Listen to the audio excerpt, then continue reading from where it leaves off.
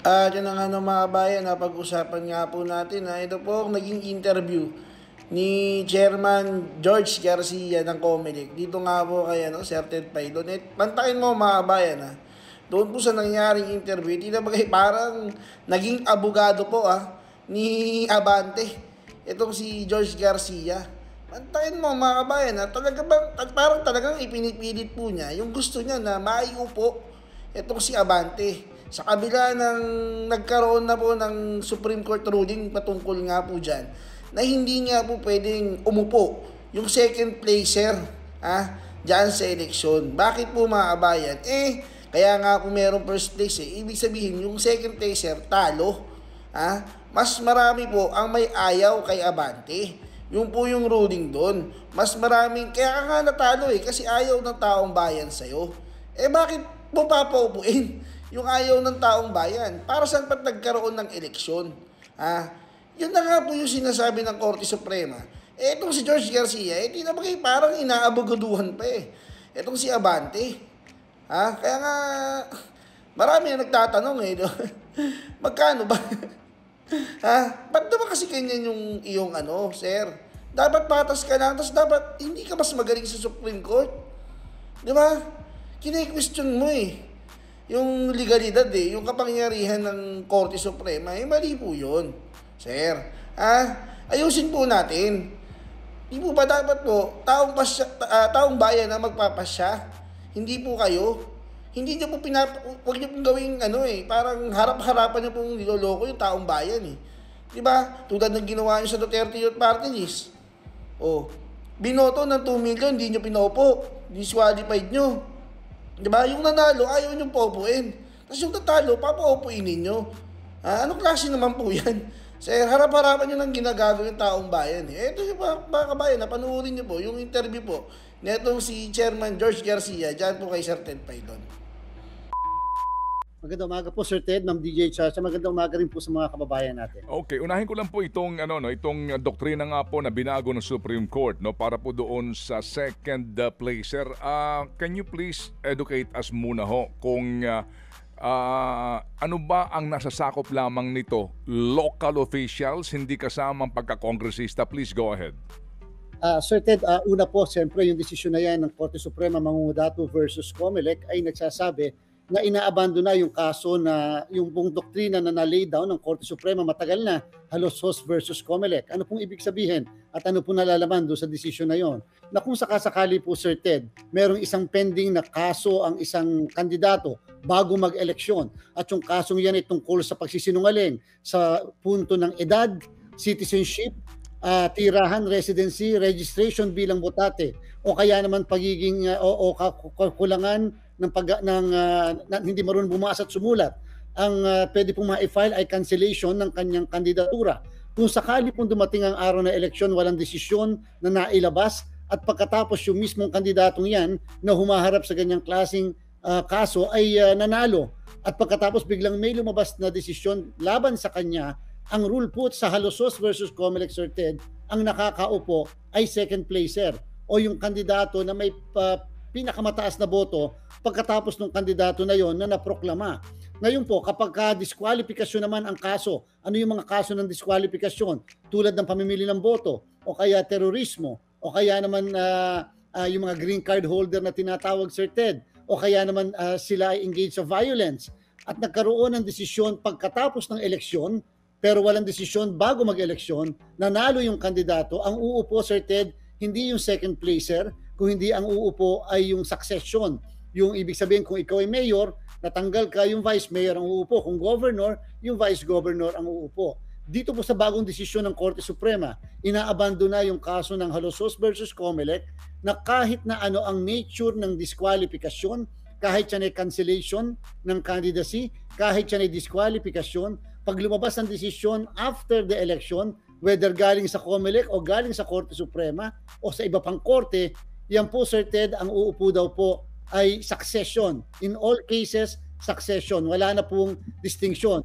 Wala na po yung second placer rule. And therefore, binabago niya po yung ating pong doktrina na nag-i-exist base po sa kaso ng halusos. Yung nga po, succession kasi, meron po tayong local government code na binabanggit nga po ang Korte Suprema. So succession, meron naman pong vice mayor, may vice governor.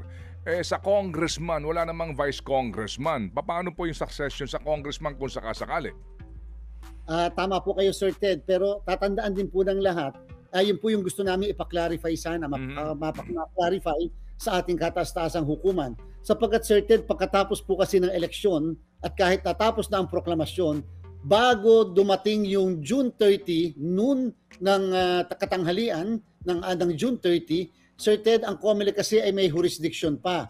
And therefore, kung may jurisdiction pa ang COMELEC, doon sa pagitan na yon ng araw ng proklamasyon at saka ng June 30, ang katanungan paano po i-apply itong doktrina na ito, na bagong doktrina. So halimbawa po, tama po kayo, sa congressman. So sa congressman po dapat kasi walang succession dahil nga po wala naman pong local government code provision dyan.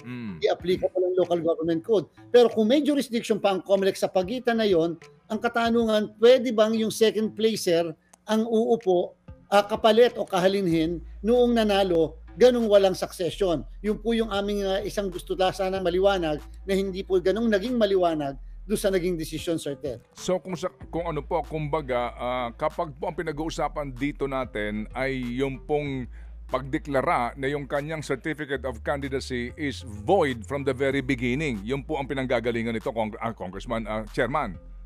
Yes po, Sir Ted, lumalabas po na kung canceled ang candidacy as if hindi naging kandidato, yung kasi yung effect lagi dati, as if hindi naging kandidato, dati ang sabi, ang uupo, yung legitimate candidate lang, kung sino yung number 2. Ngayon po, kahit declared siya na void from the very start, yung kanyang kandidatura sa local officials, succession ang mangyayari. Pero yun nga po, medyo kakailanganin yata naming mag-file ng motion for reconsideration upang mapaliwanag lang po yung tungkol sa issue ng sa mga congressman at national position. Okay, ngayon po ay Hunyo 24 na. Ano po, ilang araw na lamang po bago mag June 30 at baka po hindi agad makatugon dito ang Supreme Court sa inyo pong hihingiing klarifikasyon. Ano po mangyayari ngayon? Meron pa ho kayong mga pending case ngayon sa pagka-kongresista, di po ba? Paano po? Meron pong isa na kahapon nag-file, Sir Ted, ng motion for reconsideration. Tama po kayo, bagamat 6 na araw na lang ang natitira, hindi ko po mabigay sa inyo spekulasyon kung kakayanin bang madesisyonan pa o kakayanin bang sapagkat pagkatapos po kasi ng desisyon ng COMELEC and Bank, ito po'y magiging final lang 5 araw pa pagkatapos ng paglabas ng desisyon ng COMELEC. So pwede po siguro magbilang na yung mga tao, yung mga supporters ng mga kandidato tungkol sa bagay na yan. So again, Sir Ted, ang desisyon po ng Korte Suprema ay hindi po unanimous. Ito po ay nagdesisyon ng 8-5-2 and therefore maganda rin po mabasa natin yung dissenting, ano pa yung sinasabi ng mga hindi sumang-ayon doon sa desisyon. Bagamat, syempre sa ating sistema, ang 8 boto ay majority and therefore that is that will form part of jurisprudence. So to answer my question po, Chairman, you will still rule itong mga pending case sa inyo. Bahala na kung sakasakali po na ipawalang bisa ito ng Supreme Court. Ganun po? In the meantime, yes sir. Sir Ted, tutuloy po namin yung mga desisyon sapagkat as far as the COMELEC naman is concerned, hindi pa po final and executory yung desisyon ng Supreme Court sapagkat yung po ay subject sa motion for reconsideration. Yun ho bang party list election kasama po dito sa inyong hihinging na klarifikasyon? Kasi iba ho naman po ang kumbaga iba ho naman po ang panuntunan doon. Yes po, Sir Ted, mukha pong hindi po mako-cover yung sa party list sapagkat tama po kay Sir Ted, sa party list po ay depende doon sa 10 na sinubmit ng isang party list na mga nominado niya. So kung na-disqualify po o na-cancel yung nomination ng 1, 2, or 3, halimbawa meron pong 4, 5, or 6 na pwede pong humalinhin sa kanila. And therefore, kapag ka naman po naubos yung mismong list ng nominees nila dahil na-disqualify, yung 10 pwede naman po silang magdagdag o mag-submit ng bago. Kayo nga lang, kapag ka po ito ay dahil sa resignation o umayaw na, hindi na po namin pinapayagan yung palitan ng mga nominees. Hindi po, pero doon po sa usapin po na yung party list mismo na organisasyon ay dinisqualify ka. dahil po sa mga hindi pagsunod sa mga panuntunan, yung pong succession naman po doon sa party list votes na nakuha ng mga, kumbaga, di ba meron lamang allocated seats ngayon, merong mga nandidiya na maaaring pumalit para po sa nangyari doon sa Anwaray decision? Yes po, sir. Nung nakaraang linggo po ay nagsisimula na kami magtalakay sana nung bagay na yan. At alam ko po yung napatungkulan nyo dahil sa merong isang party list na humaharap sa isang kaso na kung saan 3 ang kanyang nanalo na nominees na makakaupo. Kaya lang ito po yung ating munang pinigilan sa mga kasamahan natin yung diskusyon tungkol sa bagay na yan sapagkat syempre, Sir Ted, masyadong premature. Ganong kinakailangan pa naming desisyonan o i-resolve yung gagawing motion for reconsideration ng nasabing party list. Masyadong presumptuous po kasi at unfair.